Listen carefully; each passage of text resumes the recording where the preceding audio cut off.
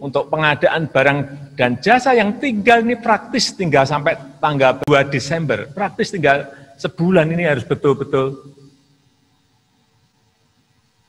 kita belanjakan sesuai dengan rencana baik dari APBD maupun APBN yang ada. Ingat tanggal 22 kita sudah tutup, masuk ke libur panjang akhir tahun. Oleh sebab itu, sudah saatnya kita melakukan perubahan yang fundamental dalam sistem pengadaan barang dan jasa. Sementara jumlah fungsional yang ada sampai dengan tanggal 12 November hanya sebanyak 2.231. Bapak Presiden, kami laporkan kalau diharuskan semua pokja pemilihan pejabat pengadaan adalah pejabat fungsional pengadaan, kami hitung secara kasar rata-rata satu orang fungsional harus terlibat dalam 813 paket pekerjaan, hal yang sangat mustahil. Pengadaan barang jasa pemerintah memiliki peran yang sangat penting. Untuk mendukung ketersediaan layanan publik yang berkualitas dan terjangkau, pengadaan juga menjadi instrumen kebijakan yang digunakan oleh pemerintah untuk mencapai berbagai tujuan pembangunan. Oleh karena itu, pengadaan barang jasa pemerintah perlu dikelola oleh SDM yang profesional. Untuk mewujudkan SDM PBJ yang profesional, kebijakan dan program yang telah dilaksanakan adalah pembentukan Jabatan Fungsional Pengelola PBJ, pelatihan Jabatan Fungsional Pengelola PBJ berbasis kompetensi, dan sertifikasi kompetensi bagi Jabatan Fungsional Pengelola PBJ. Namun demikian hingga Maret 2021, jumlah pejabat fungsional pengelola pengadaan barang jasa pemerintah hanya berkisar di angka 2.700 orang.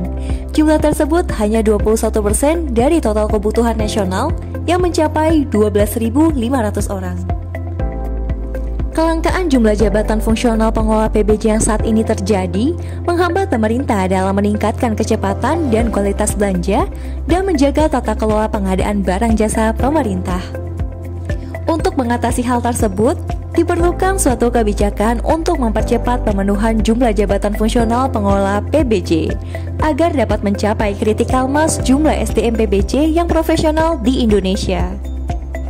Dalam rangka mempercepat terpenuhinya jumlah jabatan fungsional PBJ yang sesuai dengan kebutuhan, diperlukan upaya percepatan melalui program akselerasi pemenuhan jabatan fungsional pengelola PBJ secara kolaboratif melalui implementasi rencana aksi. Untuk menyusun dan mengimplementasikan rencana aksi, diperlukan regulasi berupa peraturan LKPP tentang rencana aksi pemenuhan jabatan fungsional PBJ dan keputusan deputi sebagai petunjuk teknis pengangkatan dalam jabatan fungsional PBJ melalui perpindahan dari jabatan lain.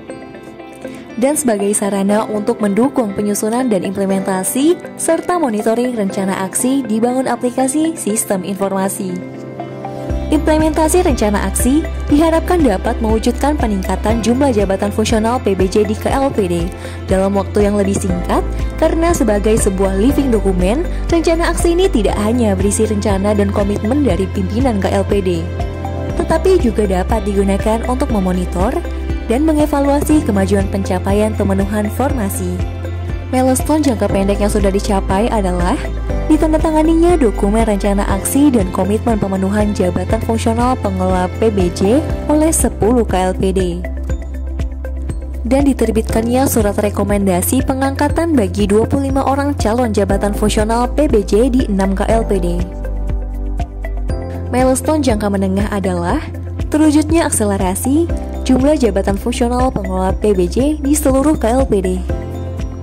Diharapkan pada akhir pelaksanaan rencana aksi tahun 2023, keterisian formasi jabatan fungsional pengelola PBJ secara nasional mencapai minimal 60% dari total kebutuhan jabatan fungsional pengelola PBJ di Indonesia. Tersedianya SDM pengadaan barang jasa pemerintah yang profesional sesuai jumlah yang dibutuhkan akan memperbaiki dan meningkatkan kualitas dan tata kelola belanja barang jasa pemerintah di seluruh KLPD serta meningkatkan pertumbuhan dan pemerataan ekonomi serta kesejahteraan masyarakat.